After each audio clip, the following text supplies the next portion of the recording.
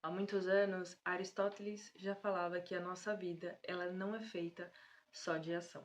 E que o trabalho, por exemplo, ele é dividido em 3 pilares. O primeiro é o teórico. É o momento de buscar a verdade, de entender o que aquilo significa, de enxergar as possibilidades. Ele te força para parar e refletir. O segundo é o prático. Escolher o que é importante. É focar na ação ética e essencial. No prático, você precisa fazer escolhas deliberadas.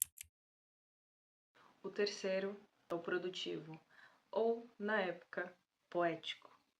O trabalho poético é o fazer de fato, mas não apenas fazer, é ir além.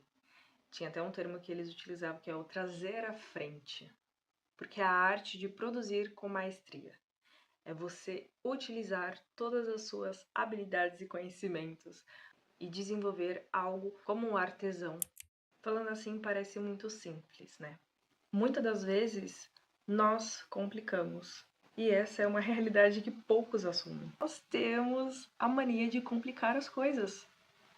E o excesso da ação sem direcionamento, sem consciência, não gera o progresso. E o que começou a me ajudar foi entender a forma como eu precisava me reorganizar para agir. Refletir antes de agir é um exercício essencial para o nosso desenvolvimento, produtividade e ansiedades criadas por situações que muitas vezes nem chegam a acontecer.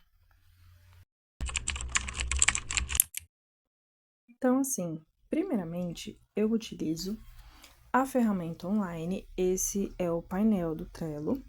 Eu vou mostrar com mais detalhes aqui para vocês. Eu vou começar pelo bloco de tempo. O bloco de tempo nada mais é do que o meu cronograma semanal. Eu planejo basicamente como eu gostaria que funcionasse a minha semana, principalmente de segunda a sexta-feira. No sábado e no domingo eu deixo um pouco mais livre. Então tá aí alguns cards que eu considero importantes, como revisão semanal, leitura, treino, os meus deep work, né, que são os blocos de tempo de trabalho da manhã, meu bloco de tempo de trabalho da tarde. E sempre quando necessário, eu consigo fazer essa movimentação para que eu tenha realmente uma visão de como pode fluir a minha semana, mas, claro, levando em consideração que nem sempre vai sair como eu planejei e que tá tudo bem, porque a vida também é feita de imprevistos. Agora vamos para o quadro da gestão do meu trabalho. Esse quadro eu utilizo ele muito todos os dias, sem exceção. Organizo por contextos. E olha que legal, quando finalizo um processo e eu arrasto para a coluna de concluídos, estoura um confete. Cada cartão é um assunto diferente e isolado. E eu gosto muito de utilizar etiquetas para demarcar aquilo que já foi concluído, quando é algo que eu estou aguardando resposta, quando é caso de prioridade, e o calendário para prazos. E se você tem o costume de usar o Google, agora você pode conectar com o Trello. Também tenho o quadro, né, das checklists, também separado por contextos, e sempre quando eu precisar criar uma lista, é aqui que eu registro. Assim fica tudo centralizado em um único espaço e quando não tiver mais necessidade, eu excluo.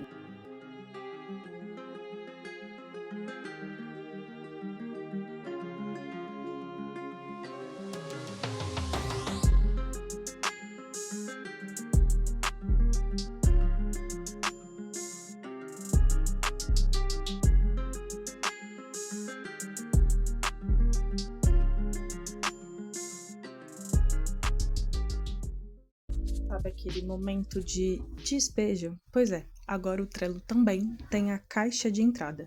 Quando você cria uma demanda, você consegue arrastar para qualquer quadro que você tenha criado antes e fica muito mais fácil e o mais importante, tudo centralizado em um único lugar. Num vídeo que eu já compartilhei aqui no canal sobre Bullet Journal, eu trouxe o conceito registrar suas prioridades semanal para ajudar a gerenciar os pensamentos e a esvaziar a mente. Eu voltei a escrever no caderno porque eu senti a necessidade de voltar a escrever. E então, em alguns meses eu fiz um pouco diferente. Eu quis fazer esse acompanhamento de hábitos, né, referente à alimentação, treino, leitura, meu trabalho focado. Também coloquei o foco do mês. Em fevereiro, eu basicamente repeti, né, esse acompanhamento, esse controle de hábitos. Coloquei lá o meu foco do mês, coloquei datas importantes. E nessa próxima página eu já fiz uma divisão em 4 partes, né, descrevendo sobre cada semana. E eu não coloco só coisa de trabalho, não. Coisas pessoais também, até mesmo limpezas de casa. Fiz também alguns registros sobre um livro que eu estava lendo, reflexões de como funcionou a minha semana. Aí, em março, eu já tentei seguir o mesmo esquema, né? Fazendo as anotações semanais, as reflexões semanais. Abril, eu já fiz só a anotação geral, assim, do mês, né? E as divisões semanais. E em maio, nas primeiras páginas, eu já quis fazer essa divisão semanal, deixar o mais simplificado possível, deixando realmente informações, né, e demandas importantes para reforçar aquilo que precisa ser feito, e talvez nos próximos meses eu continue fazendo assim de um modo bem simplificado. No mês de junho eu quis fazer um pouco diferente, então em cada folha eu deixei separado as anotações das tarefas, prioridades semanais. Tentei também, por exemplo, aí na terceira semana, no fim da folha fazer ali um resumo semanal. Em julho eu pretendo fazer dessa mesma forma, ao invés de deixar as últimas folhas para fazer o resumo, abaixo já deixar ali uma nota de como foi a minha semana. Eu gosto de me organizar em 3 etapas nesse momento. E eu começo com a preparação aqui no meu caderno, onde eu faço a definição do meu mês, né? Qual é o foco do meu mês. E aí eu vou escrevendo conforme o meu objetivo daquele mês, né? As minhas principais intenções. E isso me ajuda a manter a clareza sobre o que realmente importa em meio de tantas demandas diárias.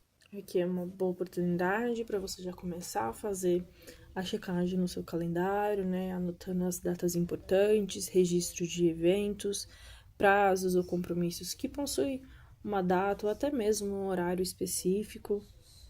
Atualmente eu não estou fazendo nenhum controle de hábitos, né? O único controle que eu faço, que na verdade eu utilizo como um guia, é o meu quadro de blocos de tempo, mas também seria uma oportunidade para criar uma tabela e monitorar algumas atividades, por exemplo, treino, leitura, sono, com a ideia de você ter ali um visual sobre a sua rotina e como que ela está fluindo referente a esses hábitos. Próximo ponto é fazer as estruturas semanais. Apesar de que eu gosto de fazer um planejamento individual, né, referente a cada semana, inclusive eu faço a revisão da minha última semana para ver o que ficou pendente, que eu preciso atualizar e inserir nessa nova semana, ou até mesmo excluir, né, às vezes não faz mais sentido eu manter ali, então eu excluo e começo a anotar, né, as prioridades ali da semana. Então, eu não preencho todas as semanas de uma vez, justamente para que eu possa ter mais liberdade e ir me adaptando aos imprevistos que surgem ao longo da semana, porque se tem uma coisa que a gente pode ter certeza é que sempre haverá algum imprevisto.